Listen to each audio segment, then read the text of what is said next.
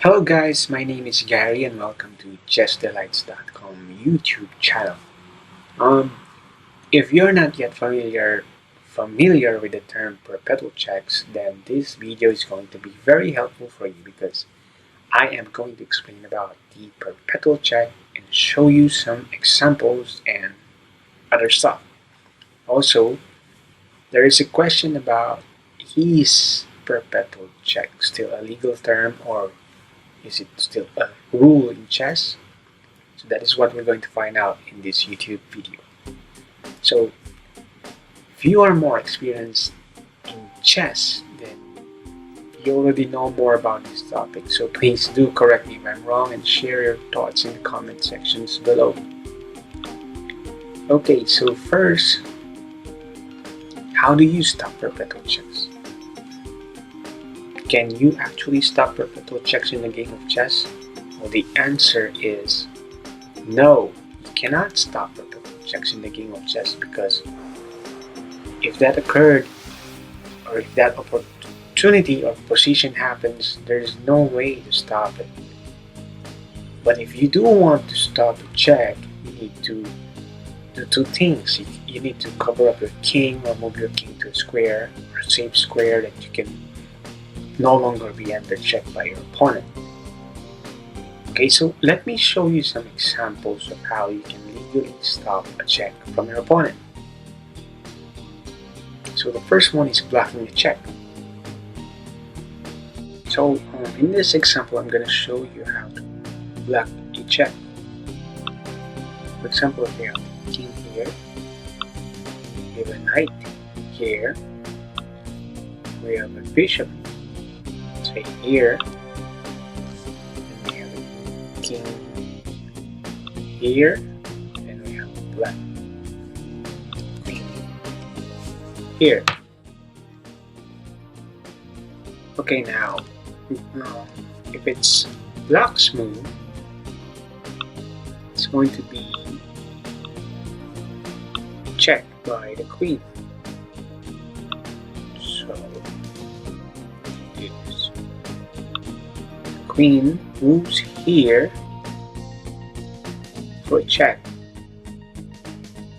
and the king can use the knight to block the check here. So that means the queen is blocked by the knight. Okay, so now let's say if the queen moves here,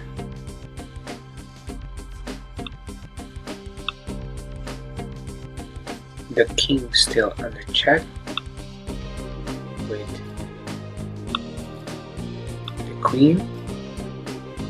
Now the king cannot move the knight to block the check on this square. That's why we have an option to use the bishop. The bishop can block the check at the same time attacking the queen. So this is how you can block a check.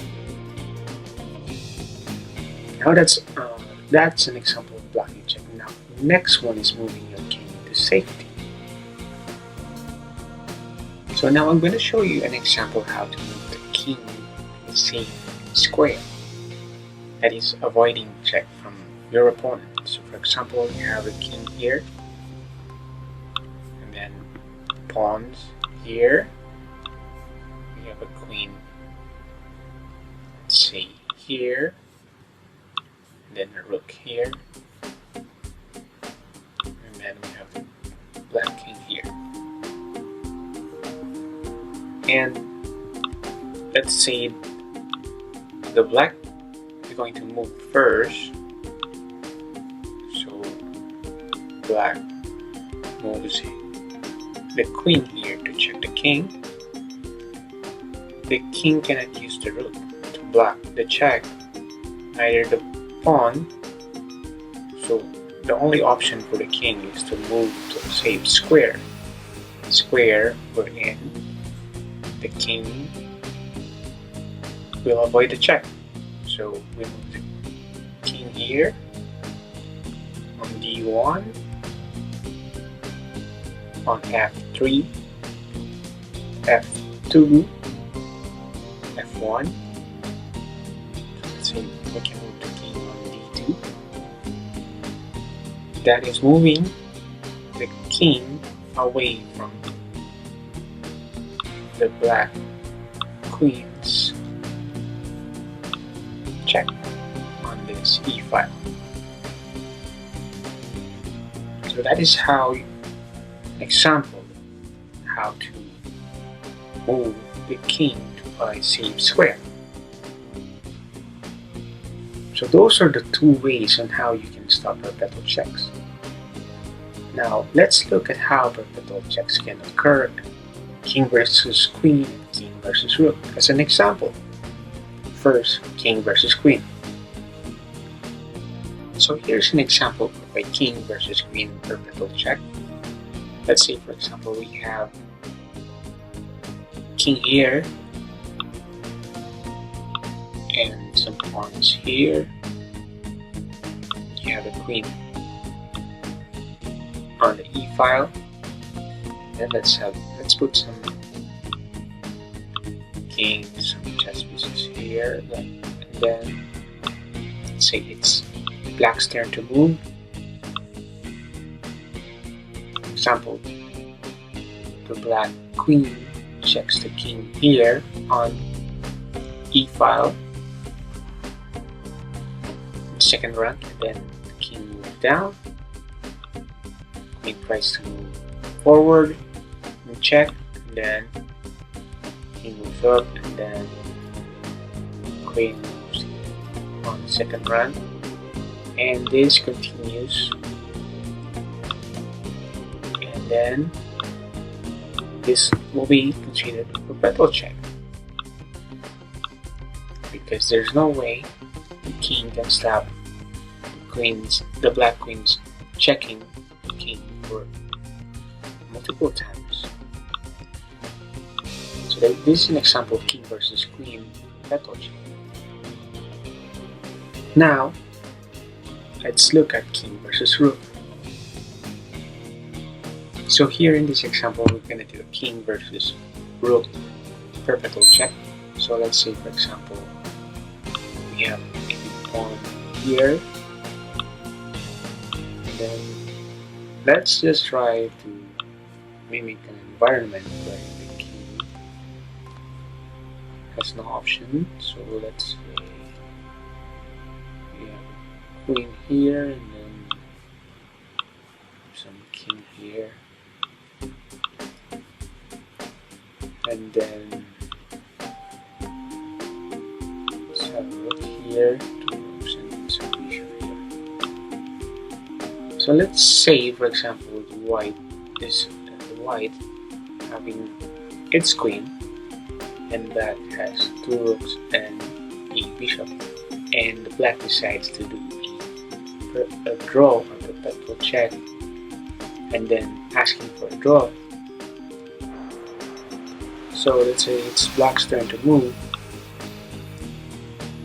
You would try to capture this pawn, and then white, let's say, makes a mistake of capturing the rook. So now the black can initiate a check through rook, and then the king cannot go to this square and this square because of the bishop and the pawn, and only go on A2 and A1. Let's say we decided to go on A2. The rook will just follow on the A file and do a check. Then the king moves back to B file, and then the rook follows, do a check. Same way, if the king rook goes to A file, the there's no way the white king can stop check of the rook. So this is an example of king rook versus rook perpetual check. So those are the examples of perpetual checks for king versus queen and king versus rook. I hope you were able to understand how perpetual checks work and how to stop a check by those blocking and moving your king to safety. Now let's go to the question about legality or perpetual check rule. So perpetual check rule is that it is no longer part of the chess rule. Why? Well, perpetual check is just like any other form of a draw in chess. And draw by perpetual check is no longer used technically, because that rule has been adopted through different methods of the chess draw. It has become a chess variation of the 50-move rule and the threefold repetition. So these two rules will result in a draw in chess. Let's try to define 50-move rule. In 50-move rule, wherein there's no pawn movement and the capture it happens within 50 moves. This can be considered a draw. The perpetual check can force a draw by 50 moves too. So by not having pawn movements and no capture, therefore it's a draw. That is, perpetual check should be moved on a 50-move rule. So the perpetual check is covered under the 50-move rule. Let's see an example below. Okay, so in this example I'm going to show you a 50-move rule. Let's say, for example, we have pawns here and then black pawns here and pawn here. Let's try to move it here.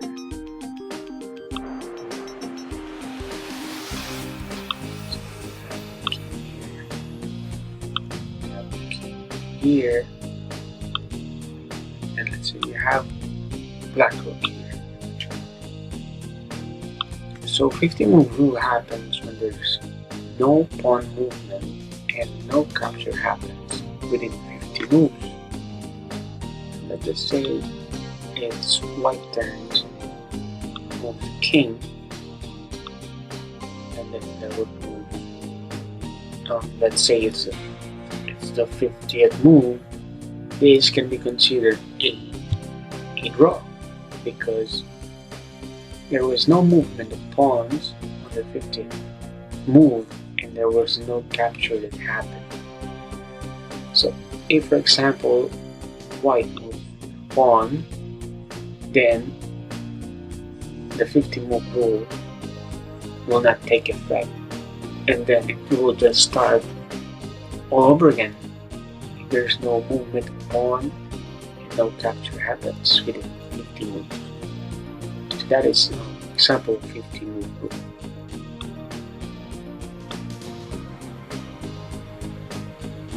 So while in the threefold repetition, this is a rule where a position has been repeated 3 times by either checks or non-checks. While perpetual check happens by checking with the same positions repeated several times. And again, this is a draw. So let's take a look at an example. Now let's take a look at an example of threefold repetition. So let's have a look. And some pawns here,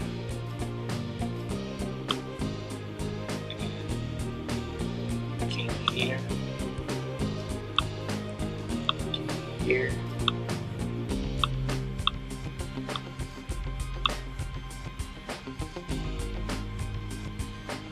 and a rook here. So threefold repetition is a rule where a position has been repeated 3 times.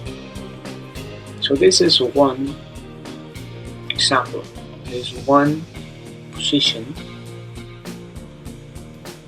wherein the rook is in b6, king is in f8, and pawns are in 7 rank. Same with white, king is on a1, rook is on c1, and then let's say it's white's move, and then moves the king on a2. The rook checks the king on a6, and then the king moves on b1. Black's turn to move, moves to b6, and then king moves to a1 again. So this position of king a1, all the pawns are in the same place. The rook is on c1, black's rook is on b6, same with no movement on the king and the pawns. So this position now occurred 2 times. If the same thing happens and the king moves to a1 again, then the move or the position repeated 3 times. So this can be considered a draw since the positions of the chess pieces repeated 3 folds. So this is an example of threefold repetition. So now that you know those 50 move rule and threefold repetition, and that perpetual check is no longer part of the chess rule, I want you guys to think that these rules are all part of the game of chess. And it is ethical to do these moves in any chess game. Because chess players, of course, like you, who's listening now, wants to play to win and never really want to lose a game. But if there's a chance for you to draw using the 50 move rule or the threefold repetition, then that should be the choice. That should be your best choice, of course. Now, if you're thinking that perpetual checking is a bad form of drawing, it's unethical to do that in your actual game, I have actually given 3 ideas why it is ethical to use perpetual checks for a draw in a chess game. You can read all about it by going to chessdelights.com/perpetual. And just scroll down and you will see the 3 ideas I have given and why it is ethical to use perpetual checks for a draw. So guys, I hope you learned something here in this video, and thank you for watching.